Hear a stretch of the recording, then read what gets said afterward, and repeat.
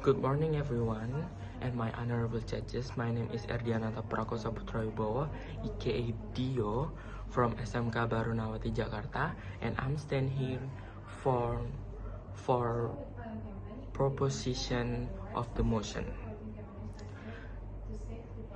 Now, before you think we're supporting chaos or destruction, let us be clear. We are not saying violence is good in every situation, but when the environment is being destroyed and when peaceful action no longer works, the stronger action, including violent campaign, become necessary to protect the planet.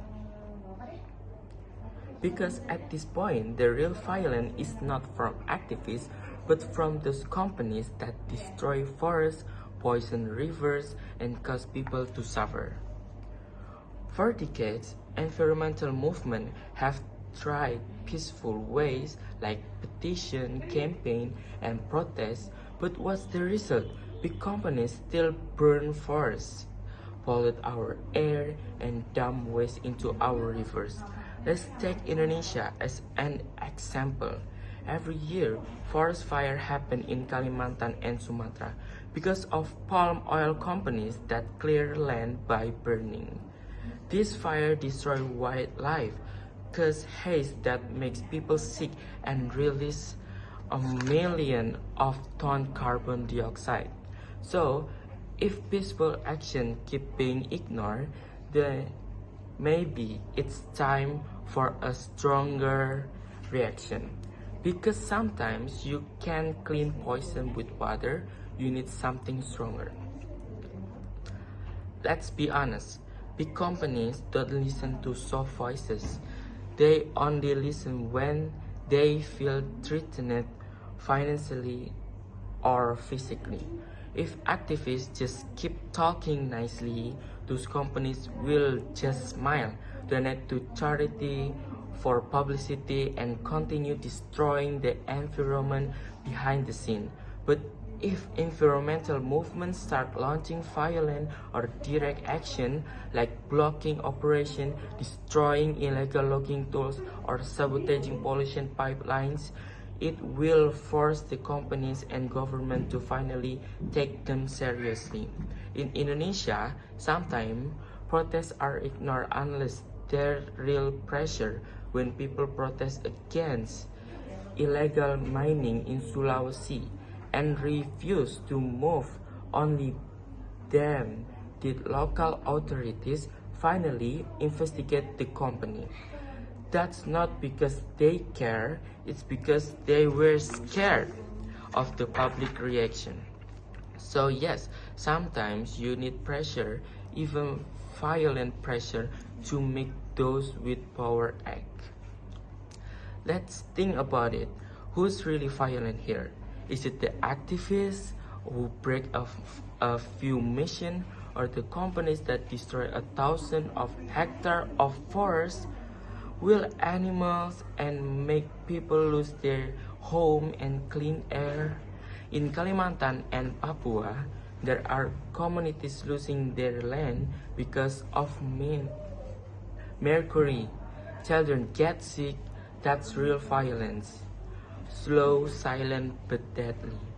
When environmentalists fight back, they're not the aggressors, they're the defenders, just like firefighters, breaking doors to save lives. These violent acts are a form of self-defense from the planet.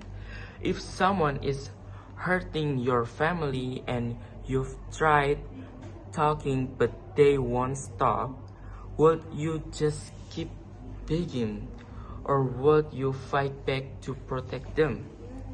That's what environmental activists are doing, fighting back for Earth, our shared home.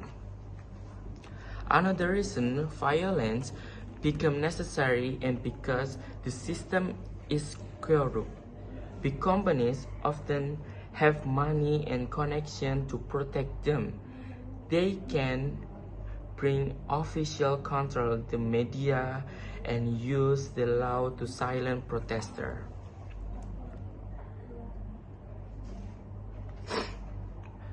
So if you rely on legal or peaceful action, you'll keep losing.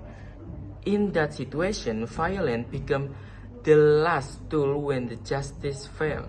In Indonesia, there have been cases where local people trying to defend their forest were arrested while the companies that destroy it walk free. So tell me, if the law can protect you, what else can you do? Now, our opponent may say violence is wrong. It will ruin the image of environmental movement.